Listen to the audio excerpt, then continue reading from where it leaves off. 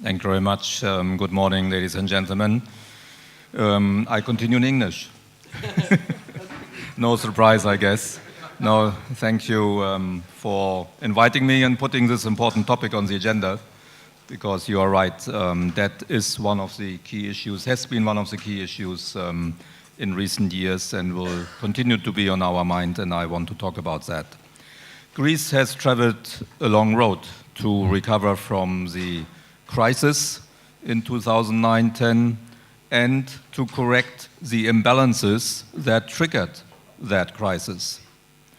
If all goes well, Greece will no longer need financial help from its European partners soon.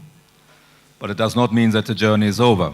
Becoming a modern, competitive and resilient economy will take more time, well beyond the end of the ESM program. Improving standards of living requires permanent reforms.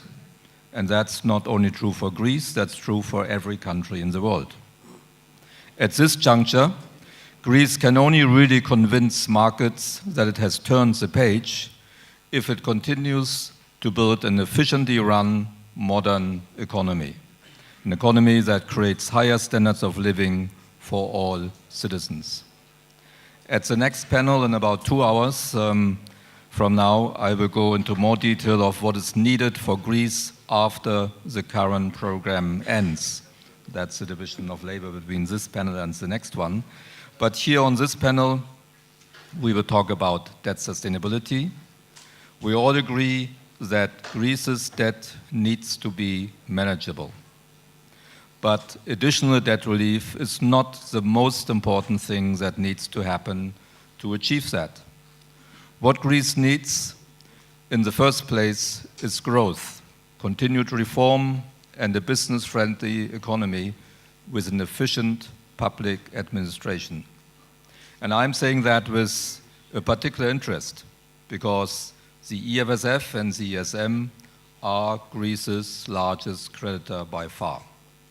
Together, the two institutions that I manage have more than half of Greek public debt in our books.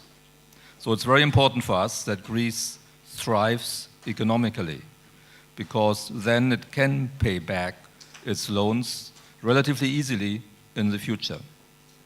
Greece creditors have made substantial efforts in the past to make this possible, and they will continue to do so.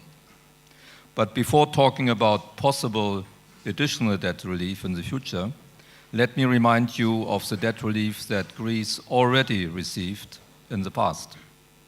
In 2012, the private sector took a 54% haircut on virtually all its debt holdings. Public creditors do not allow a nominal haircut, but provided debt relief through easing lending conditions. This amounts to a reduction in the what economists call net present value of Greece's debt of around 40%. Our lending conditions, the lending conditions of EFSF and ESM, are very favorable. The interest rate we charge to program countries is just above 1%. It's the same rate that we pay to our bondholders. For Greece, interest payments are very small until 2022 in particular, because most of the interest payments have been deferred. The average loan maturity for Greece from us is 32.5 years, and Greece will pay back the last euro to the ESM in the year 2059. That's 41 years from now. These favorable lending conditions represent a substantial saving for the Greek budget of around 10 billion euro every year, and that's close to 6% of Greek GDP. In May 2016, the Eurogroup laid out a roadmap for more debt relief. They promised measures that would be implemented in the short, medium, and long term. At the ESM, we put the set of measures in place last year on the short-term side. These measures lower the risk that a rise in interest rates in the future will mean higher cost for Greece. the ESM has executed a number of complex financial transactions to make this happen, such as derivative contracts and a bond exchange. This package will reduce the country's debt to GDP ratio by about 25 percentage points by 2060 and Greece's gross financing needs to GDP ratio by around 6 percentage points. In the coming months, Euro area finance ministers will look whether Greece needs more relief to ensure the sustainability of its debt. These are the medium-term measures, and they may concern maturity extensions, the waiver of certain extra interest payments on a portion of the EFSF loans, redistribution of profits from Greek bonds held by the ECB, or liquidity management. The Eurogroup statement of 2016 is very precise on what can be done, although we don't know yet if these measures will be needed at the end of the program, nor how much will be needed.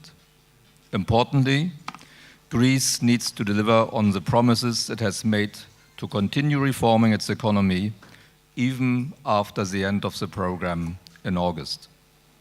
One of the agreed benchmarks is keeping a fiscal surplus of 3.5% of GDP until 2022. That's the primary surplus. To that end, growth is of the essence.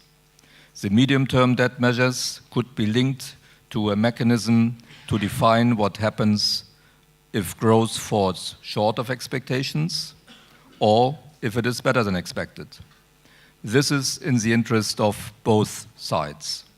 After all, creditor countries take on the risks of the loans via the ESM, and they don't want to take on more than is needed, as this would be hard to explain to voters back home.